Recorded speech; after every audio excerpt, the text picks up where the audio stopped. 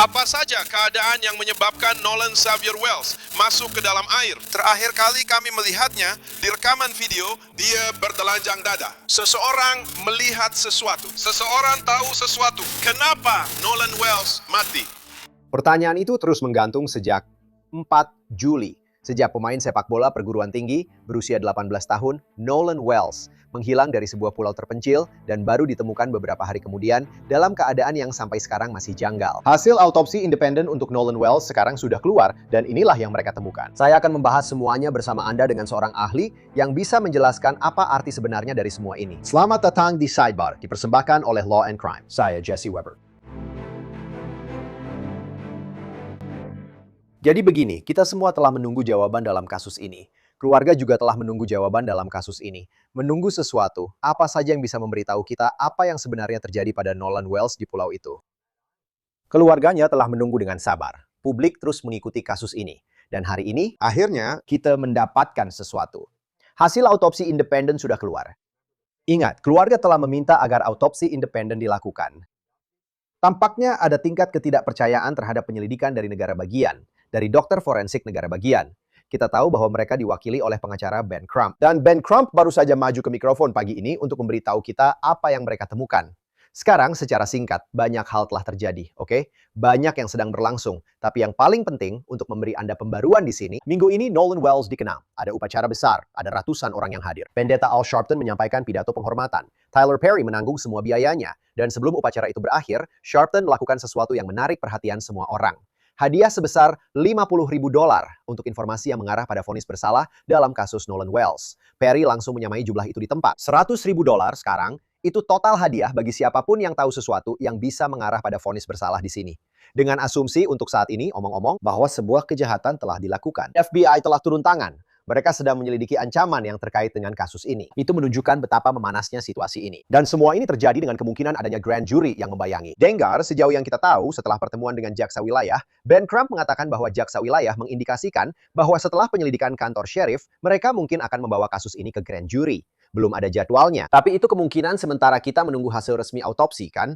Karena saya ingin memperjelas, yang akan saya bahas adalah hasil temuan awal dari autopsi independen, bukan autopsi dari pemeriksa medis negara bagian.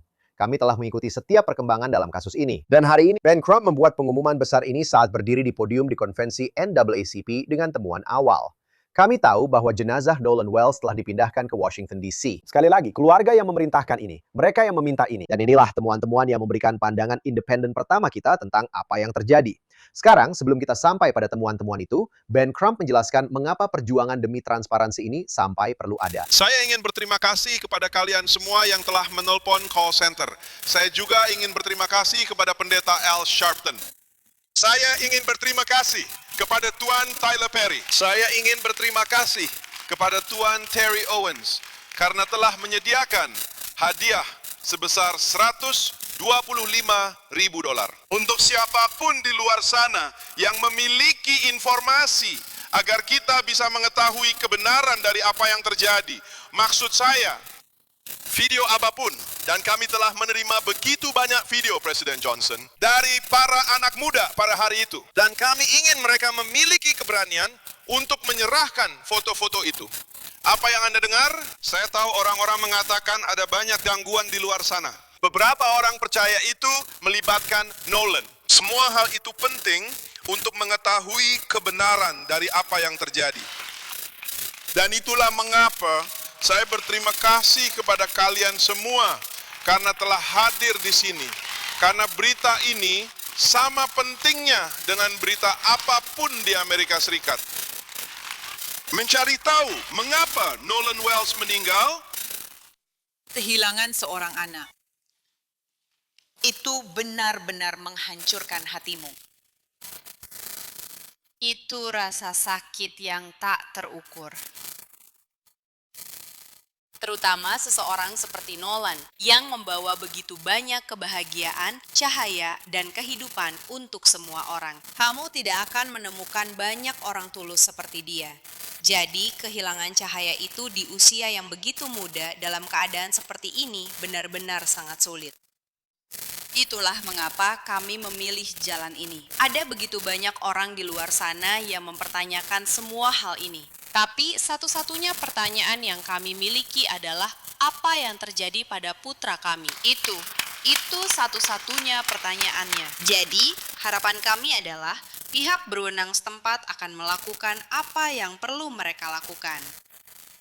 Karena kami sudah menerima hasil otopsi awal dan tidak mendengar apapun dari mereka, itu sangat menyakitkan dan membuat kami khawatir.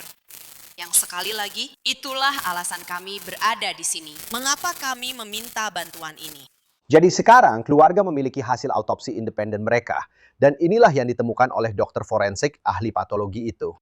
Laporan awal, autopsi kedua, kematian Nolan Xavier Wells. Penyebab kematian tidak dapat ditentukan, menunggu hasil penyelidikan. Cara kematian tidak dapat ditentukan, masih dalam penyelidikan. Area fokal perubahan warna merah pada jaringan lunak di bagian belakang kepala. Daerah oksipital. Dia mengatakan etiologinya tidak diketahui saat ini. Dia mengatakan jenazah diterima setelah autopsi awal. Dia mengatakan jenazah mengalami pembusukan yang nyata. Jadi apa yang kamu dengar? Penyebab tidak diketahui, cara tidak diketahui, ada perubahan warna merah di bagian belakang kepala. Tapi disinilah letak menariknya. Jadi menurut Ben Crump, dia mengklaim United Cajun Navy menemukan Nolan dalam keadaan berpakaian lengkap dengan posisi tengkurap. Meskipun Crump menunjukkan bahwa foto terakhir yang kita lihat dari Nolan mengenakan celana renang bersama teman-temannya yang sudah beredar di mana-mana, dia tidak berpakaian lengkap kan? Dia tidak memakai kaos. Dan kau punya video terakhir yang menampilkan dia, atau mungkin menampilkan dia, rekaman baru dari TMZ yang muncul dan direkam pada pukul 14.23, tanggal 4 Juli, yang tampaknya menunjukkan seorang pria yang bisa dibilang mirip dengan ciri-ciri Nolan di atas perahu, mengenakan celana renang biru yang sama seperti yang dia pakai di foto terkenal itu. Sekali lagi, tanpa kaos, jika itu memang dia. Namun, ini baru saja muncul. Jadi United Cajun Navy menulis di X dan mereka berkata, Pengacara Crump, kami tidak pernah mengatakan Nolan ditemukan dengan pakaian lengkap. Dia hanya mengenakan celana renang. Tolong jangan memelintir ucapan kami. Sekarang, ini hal lain yang perlu kita pahami untuk mengetahui bagaimana kondisi tubuh Nolan. Oke, jadi saya ingin memahami hal ini. Saya ingin mencoba mengerti apa arti semua ini. Saya akan menghadirkan salah satu favorit kita di bidang ini. Ini adalah Dr. Nate Rutherford, Koroner Kabupaten Richland. Senang sekali bertemu dengan Anda, dokter. Saya tahu Anda menonton ini secara langsung. Kami juga menontonnya secara langsung. Saya tahu Anda banyak mencatat saat kami mencoba memahami hal ini. Ada banyak bidang berbeda di sini yang bisa dibahas. Saya rasa saya akan mulai dengan kesimpulan besar dari autopsi independen ini. Dan Anda bisa jelaskan kepada saya seberapa terbatasnya autopsi independen, tapi faktanya hasilnya menyatakan bahwa penyebab dan cara kematian belum dapat ditentukan sambil menunggu penyelidikan. Apakah itu mengejutkan Anda? Atau, dan apa yang seharusnya kita? Apa maksud kita? Apa maksud kita dengan ini? Apa yang bisa kita ambil dari sini? Yang pertama, melihat keadaan di sekitar kasus ini, saya sangat kecewa karena autopsi independen tidak dilakukan sejak awal. Ya, negara memang memiliki tanggung jawab untuk melakukan autopsi. Tapi bahkan koroner daerah pun berkata, saya tidak mau terlibat. Saya akan mengirim ini ke kantor pemeriksa medis negara bagian. Jadi, jika mereka akan melakukan itu, mereka seharusnya memberikan pilihan kepada keluarga ini sejak awal untuk meminta autopsi independen karena ada hal-hal yang hilang dari autopsi independen ini. Sebagai seorang ibu, sebagai anggota komunitas, hal itu tidak membuat saya nyaman. Yang pertama, jika Anda akan menahan bagian tubuh apapun, saya merasa bahwa pemeriksa independen seharusnya sudah tahu itu sejak awal, dan laporan tentang temuan-temuan tersebut seharusnya sudah dikirimkan kepadanya. Ya, memang sudah biasa menahan bagian tubuh jika akan diperiksa lebih lanjut. Tapi kenapa? Apa yang perlu Anda periksa? Dan mengapa Anda belum membicarakan hal ini dengan keluarga? Transparansi sebagai pejabat publik, terutama dalam peran sebagai koroner, di mana Anda diharapkan melakukan autopsi independen di luar penyelidikan polisi. Saya merasa bahwa koroner dan kantor pemeriksa medis tidak transparan dan tidak terbuka kepada keluarga ini, dan itu sangat mengkhawatirkan bagi saya. Mengapa Anda menahan otot lehernya? Mengapa Anda menahannya? Biarkan saya memutar itu. Biarkan saya memutar bagian konferensi pers itu sekarang. Bagian anterior. Struktur bagian dalam leher tidak ada. Tidak diterima bersama tubuhnya. Trachea dan tulang rawan laring. Tiroid, hyoid, dan tulang hyoid tidak diterima bersama tubuhnya. Oleh karena itu, ahli patologi ini tidak dapat mengesampingkan cedera pada leher sebagai faktor yang berkontribusi, atau sebagai penyebab kematian. Dr. Rutherford, mengapa bagian-bagian itu dilepas? Dan apakah bagian-bagian itu sedang diuji? Kamu mengemukakan poin yang sangat bagus tentang mengapa hal itu tidak dikomunikasikan kepada Dr. Mitchell, kan? Orang yang melakukan autopsi independen ini. Tapi mengapa bagian-bagian tubuh itu biasanya, atau saya tidak tahu, apakah memang biasanya bagian-bagian itu dilepas dan untuk tujuan apa? Ya, memang biasanya bagian-bagian itu dilepas. Setiap kali autopsi dilakukan, kami akan mengambil struktur internal tersebut agar bisa memeriksanya lebih lanjut. Bukan hanya secara visual maupun mikroskopis. Sekarang, ketika kita melihat otot leher, kita melihat yang disebut otot leher bagian depan.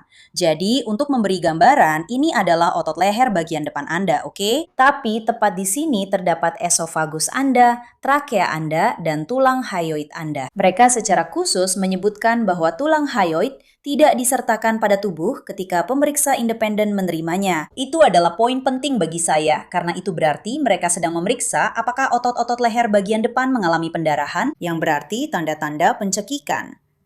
Perdarahan petekial sangat penting, tapi juga pendarahan pada otot-otot tersebut. Tulang hyoid memeriksa tulang itu bisa melepaskan jaringan lunak dari tulang tersebut untuk memeriksa tanda-tanda trauma, seperti patah pada tulang itu sangat penting.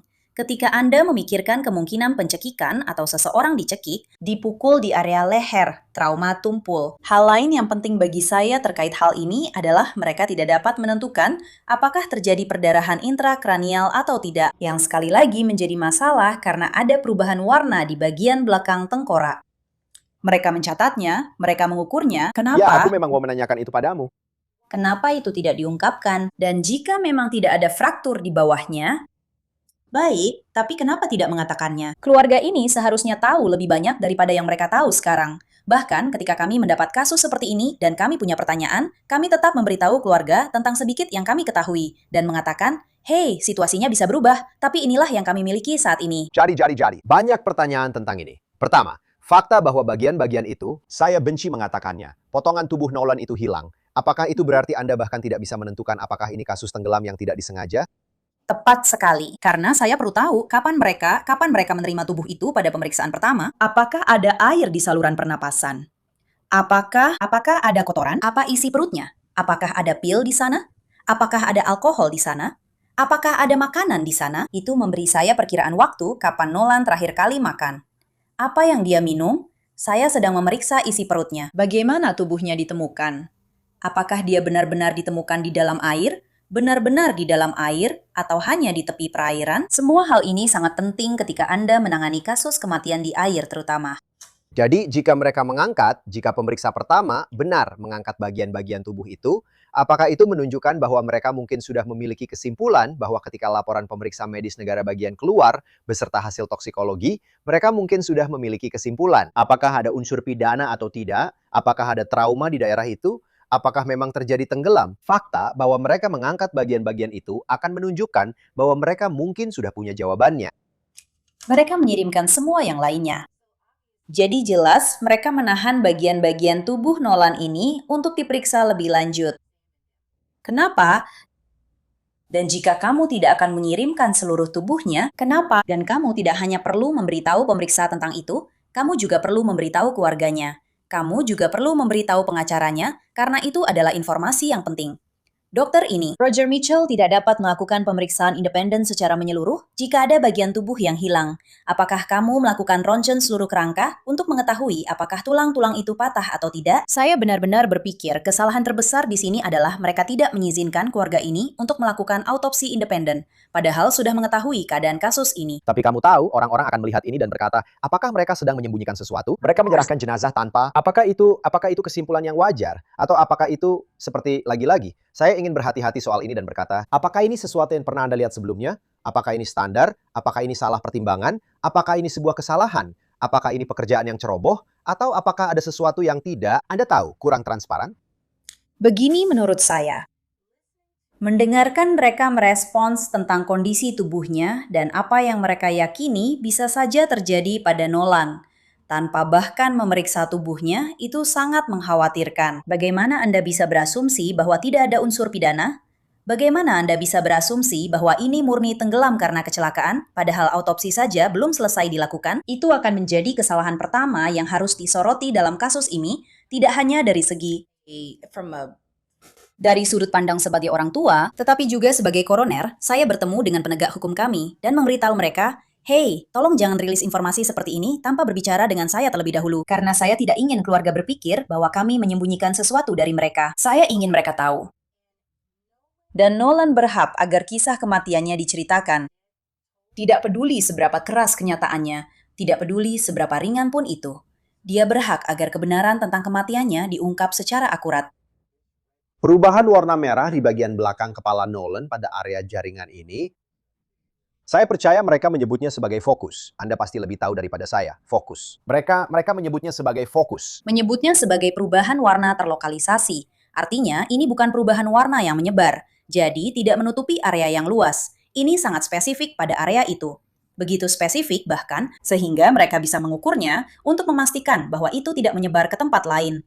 Jadi, menurutku itu sangat penting karena itu bisa menjadi titik benturan. Sekarang, apakah itu bisa berasal dari pemeriksaan? Pemeriksaan pertama, cara tubuh ditempatkan? Atau mungkinkah itu, karena ingat ketika tubuh akhirnya diperiksakan, saya rasa itu tanggal 10 Juli, mereka bilang tubuhnya diperiksa. Kecuali saya salah, saya rasa saya benar tentang itu. Tapi mungkinkah seseorang memukul Nolan, sesuatu terjadi padanya, dan bekas itu masih ada? Hanya berasumsi, atau menurut Anda itu bisa saja sesuatu yang terjadi setelah dia meninggal? Saya rasa itu mungkin terjadi sebelumnya, terutama karena tampaknya ada perubahan warna seperti yang dijelaskan. Dan sekali lagi, Anda punya seseorang yang bukan profesional medis membaca laporan autopsi yang juga sama sekali tidak saya setujui. Karena itu membuat semuanya jadi tidak jelas. Seharusnya dia benar-benar meminta Dr. Mitchell atau seorang asisten, seseorang yang punya pelatihan dan pengetahuan medis untuk membaca laporan autopsi ini, tapi saya jadi keluar topik. Perubahan warna yang mereka bahas, saya hanya ingin memastikan saya mengutip mereka dengan benar. Dan apa yang mereka nyatakan, mengatakan itu adalah perubahan warna merah berukuran 12 kali 8 inci yang menutupi tulang oksipital. Jadi menurut saya itu signifikan karena ini menunjukkan adanya pukulan dari belakang. Tidak peduli apakah itu menyebabkan perdarahan intrakranial atau tidak, kita tahu bahwa tidak ada fraktur tulang tengkorak di bawah area itu. Jadi fakta bahwa ini terjadi padanya, kita tahu bahwa ini adalah sesuatu yang terjadi sebelum kematian. Bahwa ini terjadi sebelum dia meninggal karena tubuh tidak benar-benar mengalami memar setelah meninggal. Kami memeriksa memar-memar itu. Kami benar-benar ahli patologi membedah memar-memar itu dan mereka mencari hal-hal tertentu. Sekarang, sekali lagi, tubuh ini ditemukan belakangan. Ditemukan di area luar ruangan, tapi kita tidak tahu apakah tubuh itu sudah ada di sana selama ini atau seseorang membawanya kembali dan meninggalkannya di sana. Mereka bilang dia berpakaian lengkap, tapi di semua foto dia tidak memakai baju. Begitu banyak pertanyaan di sini. Soal itu? Bagaimana dengan pembusukan tubuh yang sudah parah itu? Sekali lagi, sangat signifikan. Ini sangat signifikan karena saya ingin tahu perubahan dekomposisi apa yang terjadi. Apakah dia membengkak? Apakah tubuhnya jenuh air? Mereka bilang tubuhnya tidak jenuh air. Tapi sekali lagi, jika kamu ditemukan dalam posisi tengkurap di dekat badan air, benda yang basah akan terurai lebih cepat. Saya tidak bisa membayangkan bahwa tepi perairan itu benar-benar kering. Di sana ada air, ada kelembapan di sana. Jadi, apakah wajahnya masih utuh? Apakah ada serangga di tubuhnya? Seharusnya ada pemeriksaan, bahkan dengan ahli entomologi forensik, untuk mengatakan apakah ada aktivitas serangga di sini. Kamu bisa melihat serangga untuk membantu menentukan garis waktu kapan kematian terjadi. Aku merasa banyak sekali yang hilang di sini. Dan menurutku kesalahan terbesar Jesse sungguh adalah mereka seharusnya memberi keluarga ini pilihan untuk meminta autopsi sendiri sebelum orang lain menyentuh jenazahnya. Saya ingin memutar sesuatu lagi dari Ben Kram pagi ini. Mari kita lihat. Ahli patologi ini tidak dapat mengesampingkan kemungkinan apakah ada faktor non-kecelakaan yang turut berkontribusi atau menyebabkan kematian Nolan Wells. Mengerti? Dia mengatakan, berdasarkan pemeriksaan pada tubuh, dia tidak bisa mengesampingkan kemungkinan adanya tindak kejahatan. Itu sangat penting. Sementara pertanyaan-pertanyaan berikut ini masih belum terjawab, Nomor 1, apa saja keadaan yang menyebabkan Nolan Xavier Wells masuk ke dalam air? Nomor 2, bagaimana posisi tubuh saat ditemukan? Nomor 3, apakah ada air di saluran pernapasan? Ingat, dia membicarakan tentang paru-paru dan saluran pernapasan. Apakah paru-paru dan saluran pernapasan itu terisi air? Nomor 4, apakah ada bukti cedera pada struktur leher bagian depan? Kami menerima hasil autopsi tanpa lehernya. Kami menerima tubuhnya tanpa leher pada saat autopsi kedua. Nomor 5, apakah ada bukti adanya perdarahan intrakranial? Dia bilang itu akan sangat signifikan. Hal-hal yang tidak bisa dia amati saat autopsi, yang seharusnya bisa diamati oleh pemeriksa medis awal. Nomor 6, apa komposisi isi lambungnya? Dia mengatakan itu penting, karena kapan dia ditemukan, berapa lama dia sudah berada di dalam air, sudah berapa lama sejak terakhir kali dia makan. Semua hal itu menjadi faktor yang relevan ketika Anda mencoba melakukan autopsi yang menyeluruh dan tidak memihak. Dan nomor 7, apa temuan laporan toksikologi? Dia mengatakan sekali lagi, klasifikasi terbaik untuk penyebab dan cara kematian Nolan Xavier Wells adalah tidak dapat ditentukan sambil menunggu penyelidikan. Jadi mereka tidak bisa mengesampingkan kemungkinan adanya tindak kejahatan. Bagaimana para penyelidik negara bagian sekarang menanggapi hal ini? Saya membayangkan mereka masih menunggu hasil toksikologi untuk autopsi mereka sendiri. Tapi apakah mereka menanggapi hal ini? Bagaimana mereka menanggapi hal ini? Kapan kita akan menerima hasil autopsi resmi dari kantor pemeriksa medis negara bagian? Apa yang akan terjadi selanjutnya di sana? Maksud saya benar-benar penasaran dengan respons penegak hukum terhadap hal ini.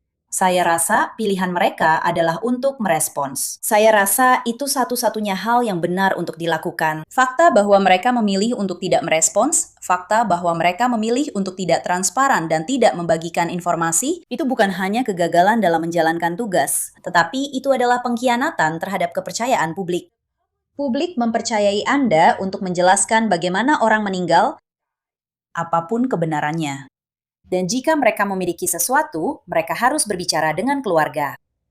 Mereka tidak perlu mengadakan konferensi pers tentang hal itu. Mereka tidak perlu berbicara dengan siapapun selain keluarga itu. Dan beritahu keluarga, "Hei, saya ingin menyampaikan ini kepada Anda. Tapi saya minta kalian jangan membagikan ini dulu sampai semua laporannya kami terima." Itu permintaan yang sangat sederhana. Ibu dan ayah ini ingin tahu apa yang terjadi pada putra mereka. Itu setidaknya itu yang bisa mereka lakukan, yaitu merespons dan berkata, "Inilah sebabnya kami mengatakan, ada unsur pidana. Beginilah cara kami menyimpulkan hal ini." Dan saya penasaran, jika memang ada perbedaan antara hasil pemeriksaan medis itu dan apa yang ada di sini, maksud saya ini sudah pasti akan menimbulkan banyak pertanyaan. Konferensi pers ini akan menimbulkan banyak pertanyaan. Temuan toxicology, seberapa besar itu akan membantu melengkapi bagian yang belum jelas? Saya tidak tahu apakah itu akan membantu. Jika tidak ada apa-apa di sana, maka itu tidak berkontribusi pada penyebab kematian. Tapi bagaimana jika memang ada sesuatu di sana? Ini adalah seorang atlet mahasiswa. Ini adalah seseorang yang membanggakan dirinya atas kemampuan atletiknya dan menjaga kesehatan agar bisa bermain sepak bola. Sepak bola adalah cinta pertamanya. Kamu mendengar ayahnya berbicara dengan begitu penuh semangat tentang karir sepak bola anaknya dan apa yang sedang dia usahakan. Jadi, aku tidak bisa membayangkan bahwa anak ini cuma sembarangan pakai narkoba dan minum-minum. Dan jika ada yang lihat dia melakukan hal-hal itu, maka angkat bicara dan katakan. Katakan sesuatu. Karena kita tahu sebagai orang tua bahwa anak-anak kita tidak memberitahu kita semua yang mereka lakukan. Dia anak kuliahan. Mungkin dia memang lakukan sesuatu sesekali. Tapi seseorang harus mengatakan sesuatu. Seseorang dan sedang lihat. melakukannya. Menurutku, bahkan kamu tahu, seperti yang kita bicarakan tentang video yang muncul itu bisa jadi menampilkan Nolan, itu adalah bagian dari teka-teki kan? Jika lebih banyak video muncul, itu bisa membantu menyusun lini masa. Ada benarnya gagasan bahwa ada begitu banyak orang di sana, dan kamu belum tahu siapa yang berbicara dengan siapa, dan seperti apa wawancara-wawancara itu. Tapi sekali lagi, bisa dibayangkan ada seseorang yang mungkin punya informasi lebih banyak karena sekarang, berdasarkan autopsi independen ini, dan kita akan lihat apa yang terjadi dengan autopsi resmi, itu hanya bisa menjelaskan sampai batas tertentu. Jadi, Dr. Nita Rutherford, terima kasih banyak sudah hadir. Saya sangat menghargainya. Terima kasih banyak.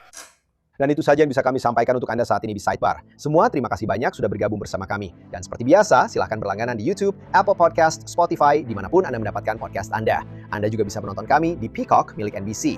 Jika Anda ingin mengikuti saya di X dan Instagram, acara saya di News Nation, Jesse Weber Live, Senin sampai Jumat, pukul 11 malam waktu timur. Sampai jumpa di lain waktu semuanya.